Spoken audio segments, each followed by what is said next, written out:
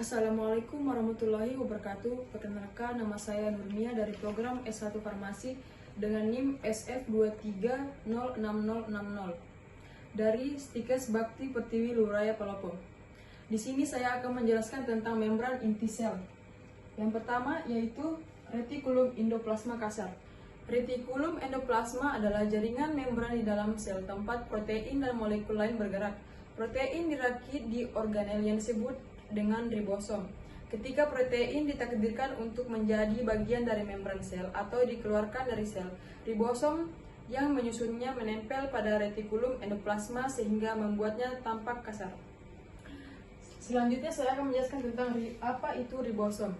Ribosom merupakan organel berukuran kecil dan padat yang ada di dalam sel dan berfungsi sebagai tempat sintesis protein. Ribosom terdapat di dalam sitoplasma dan menempel di membran retikulum endoplasma saat berlangsung proses sintesis protein. Selanjutnya, retikulum endoplasma halus. Retikulum endoplasma halus berfungsi untuk sintesis lemak seperti fosfolipid dan kolesterol serta karbohidrat yang akan digunakan untuk menghasilkan membran sel baru. Selanjutnya ada nukleoplasma atau disebut juga dengan karyoplasma atau getah inti adalah zat granular semi padat yang mengandung banyak protein. Serat protein membentuk matriks silang di dalam inti sel atau nukleus. Ini membantu mempertahankan bentuk dan struktur nukleus. Nukleoplasma merupakan tempat utama aktif enzim dan nukleus, tidak nukleus. Selanjutnya nukleolus. Nukleolus adalah atau biasa disebut dengan inti sel adalah struktur di dalam sel yang mengandung nukleolus dan sebagian besar DNA sel.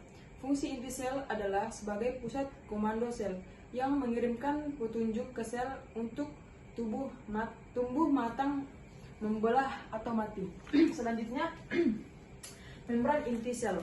Membran inti adalah selaput pembungkus nukleus yang melapisi inti sel. Bagian sel ini memiliki fungsi sebagai pelindung serta pemisah dari organel lainnya. Membran inti memiliki pori-pori yang berfungsi sebagai tempat keluar masuknya molekul. Selanjutnya aparatur Golgi. Aparatus Golgi atau biasa disebut dengan badan Golgi adalah organel yang dikaitkan dengan fungsi ekskresi sel dan struktur ini dapat dilihat dengan menggunakan mikroskop cahaya biasa. Selanjutnya sentriol. Sentriol adalah organel silinder yang terdiri dari mikrotubulus, yaitu molekul berbentuk tabung atau untaian protein. Sentriol biasanya ditemukan dalam sel eukariotik. Di dalam sel sentriol membantu dalam pembelahan sel dengan memfasilitasi pemisahan kromosom.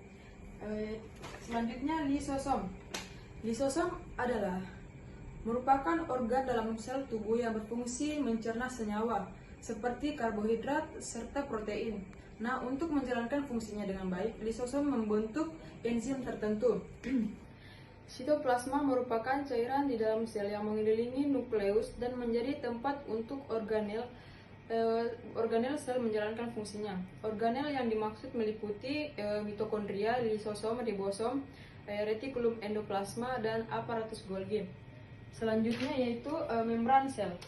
Membran sel atau juga dikenal dengan membran inti sel hewan merupakan lapisan terluar dari sel.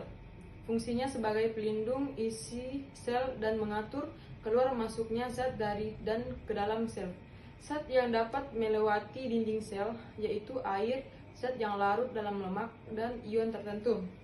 Yang terakhir mitokondria. Mitokondria adalah